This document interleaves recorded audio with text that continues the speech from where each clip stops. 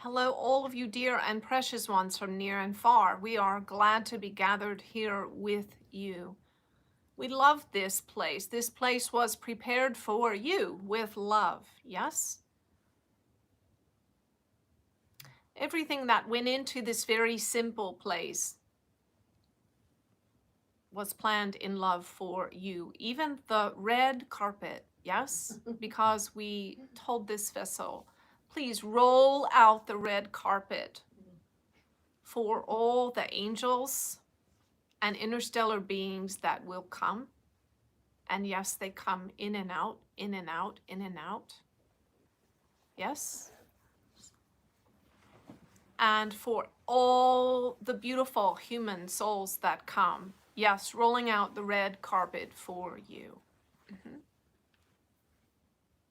And this vessel is remembering even now a trip to Nashville with big dreams, to the Grammys, yes, and walking down the red carpet, not for herself, but just because it was there and she was a part of the event.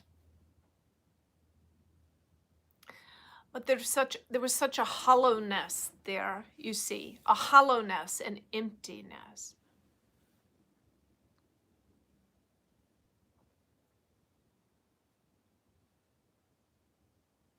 But tonight is the joy of singing, you see, singing with friends and family in the company of angels and in the presence of Source. Mhm.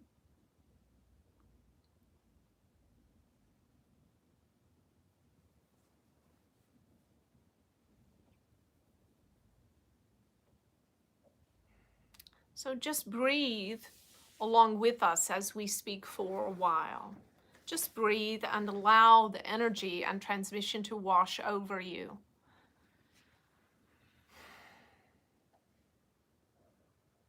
Allow yourself to be elevated.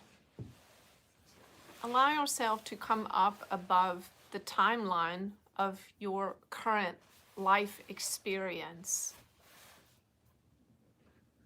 Your life experience with your name and your date of birth and how many years you've lived and where you come from and the language you speak and who your family is and what kind of work you do. Allow yourself to be elevated above that for a time. And simply during this time, be in this space as consciousness.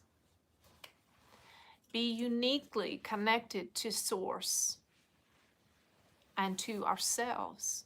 We are facilitators of Source, and this vessel is a facilitator of us, and thereby a facilitator of Source. So come up over your timeline, over your troubles, over your thoughts about yourself, over your ideas about what life has been for you, or how it should be, or what it might be in the future. And simply breathe in this time and allow us to untie some ties that are binding you to burdens, ties that are binding you to concepts and ways of being and thinking and doing that are heavy and cumbersome and keeping you from the joy of human life. Yes? There are some small few on this planet who live in utter bliss and joy. And it's not because they are unaware of the various things going on the planet. Indeed, they are aware, but they simply live above all of that. And not because they are disassociating from the hurt and troubles of life on the planet and the difficulties of their fellow brothers and sisters, but because they simply are in such a place of infinite trust in the perfection of all things everything being perfectly imperfect and imperfectly perfectly flowing and unfolding exactly as they should be. And these ones trust, and because of their trust, they live in joy. And this is a reality that is available for you. Now, some who listen to this channeler say, privileged channeler. Yes, privileged channeler, easy for her to be happy, easy for her to be joyful, easy for her. She has no worries. She has the company of angels. But see, these kinds of comments are made in unawareness of the dark things that this vessel has endured. Yes? And even the hell. For hell is created in the mind. It is created in the mind. It can infuse the emotions in the body.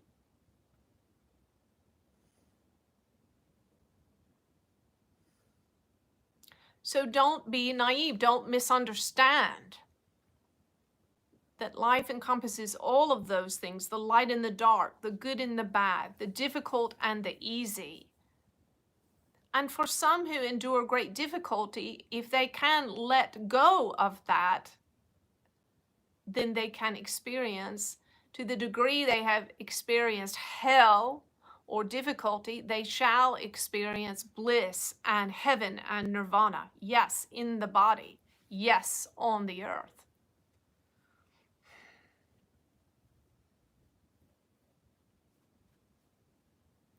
Now, tonight, what we are doing, you may notice that there are more pauses here this evening in our speech. We are letting something settle in your being, in your physicality, some energies. Feel these energies. Be aware of what is going on in your body. And we are beginning to, for some of you, blow your heart doors wide open. So allow now and feel in this moment the heart chakra energies in your being, the heat, the heating up and expanding of your heart chakra. Yes?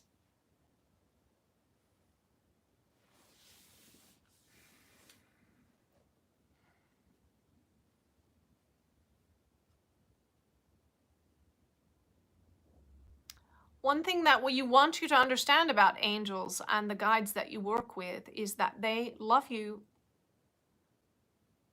in such perfection and grace. And you can't fully comprehend it with your mind, only experience it. Know that they don't judge you at all. They always hold space for whatever your experience is. They don't go away without leave. They don't vacate the premises. There's nothing that you can do or fail to do or think or fail to think or feel that would cause them to resign. In fact, for most of you, your guardian angels have been with you for many, many, many incarnations. They know you so much better than you know yourself. They know the entire storyline of your soul from the moment that you separated out from Source as an individualized soul until this moment. And they've seen the totality of all your experiences, all your choices, all of your creations, all the things you have created and all the things you have dissolved. They have been a witness to all of these things and a support to you. And you say, well, why don't they speak to me? Why don't they appear to me? Well, they are, and they do. Yes? And you've simply talked yourself out of believing in what they have said to you and presented to you. Many of you feel that you do not have a relationship with your guardian angels because they've never appeared to you in a bodily form or spoken to you in an audible voice. But the truth is, they impact you so much that they're a very integral part of your personality. It is actually their essence that has dramatically influenced your personality. For some of you that have musical gifts, the gift is not so much your own as it is the gift of your angel, and you have acquired it by osmosis over time because of your relationship with them and their nearness. For others of you, your kindness or your gentleness or your compassion or your bravery and forthrightness, these are traits that you have absorbed from the constant company of your angels who embody these traits in a perfectly divine way.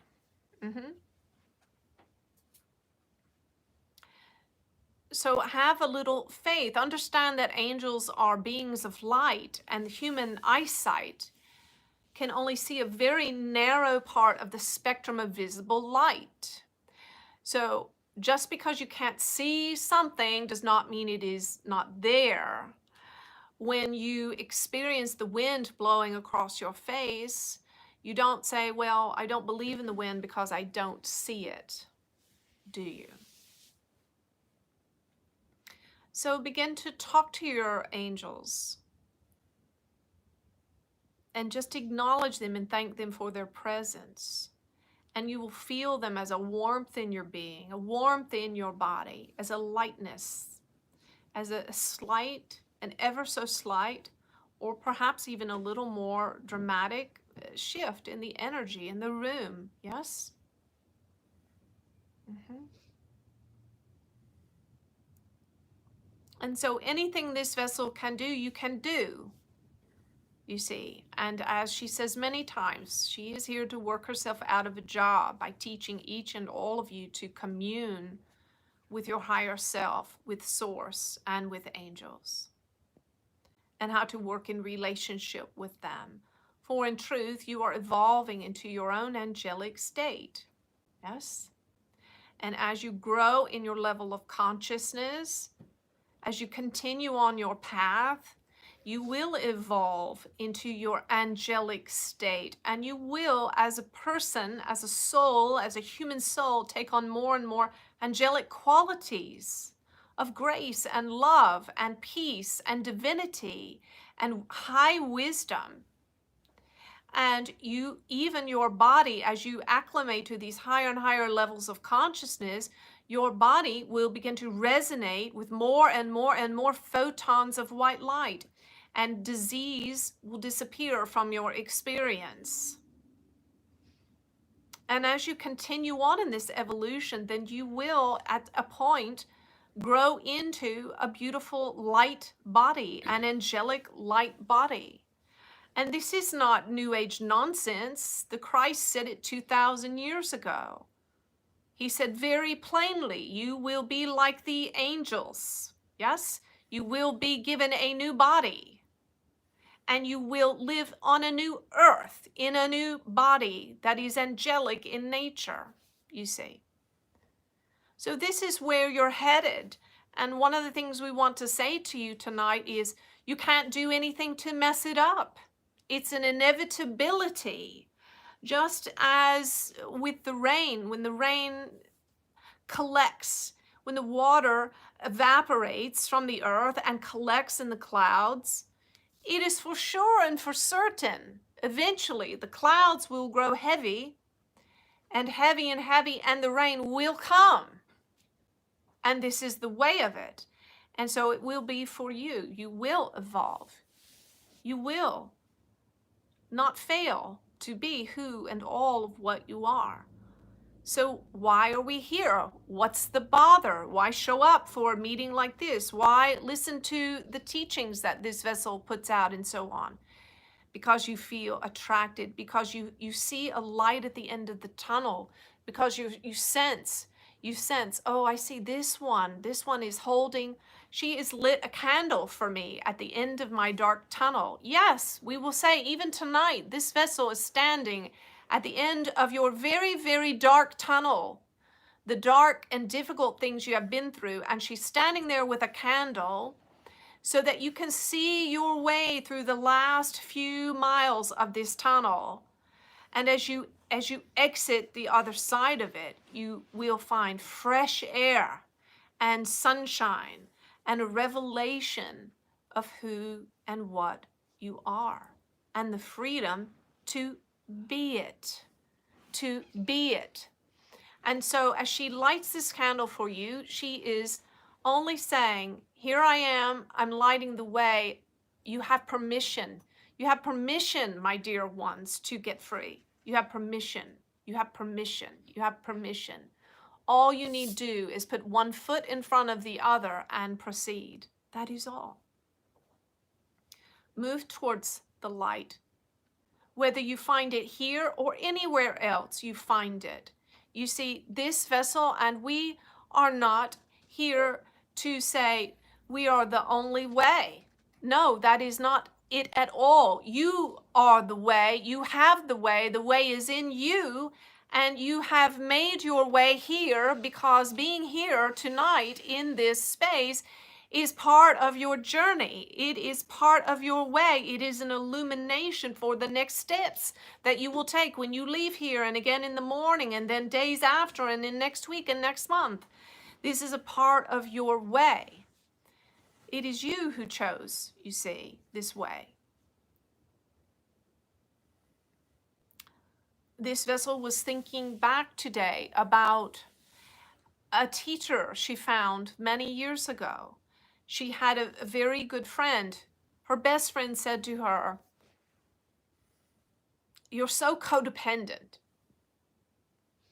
And she didn't know exactly what the word meant. She was a young mother in her 20s, but she knew it wasn't good. But she took it to heart, you see. She didn't refuse what her friend said to her. She chose to grow. She chose to learn. She chose to change. She chose to embrace the humility offered to her by her friend. And so she found a book by a teacher, a book about codependency, and she read it cover to cover.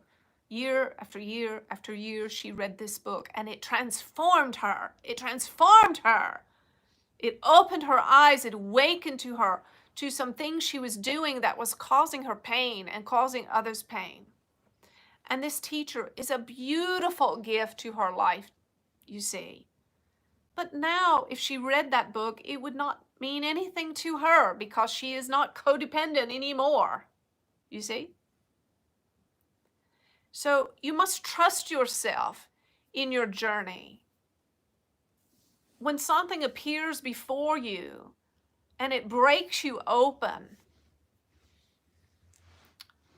even if it's painful, but you sense the freedom from it, yes?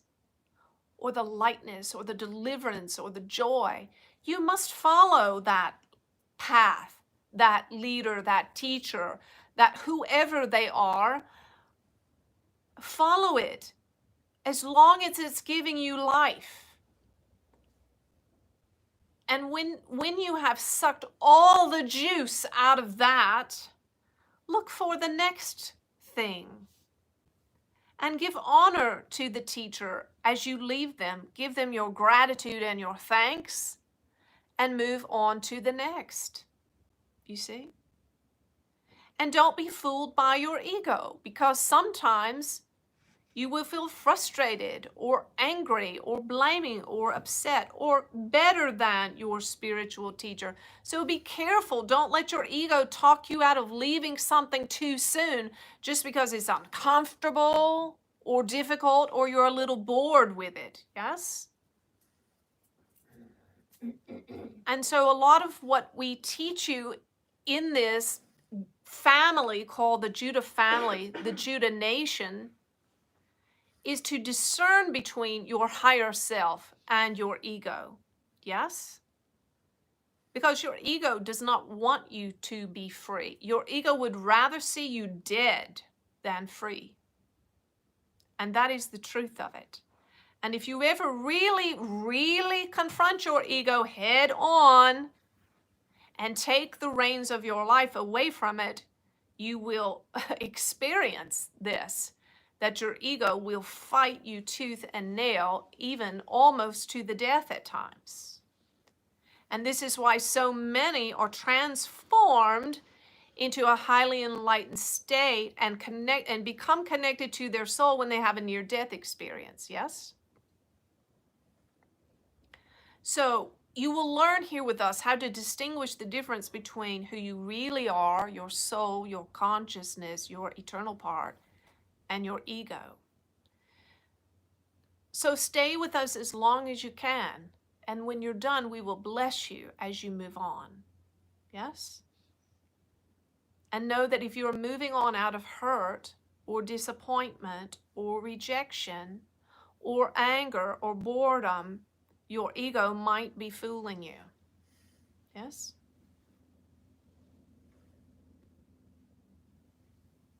And know that you are loved. You are deeply loved here and completely accepted. Whether you are flying high and in the most enlightened state you can conceive, or whether you are in jail having just murdered someone, wherever you are accepted here, you're loved, and you're not judged. Yes? And everything that is being done here is prepared for you, in love for you, dear one. Yes.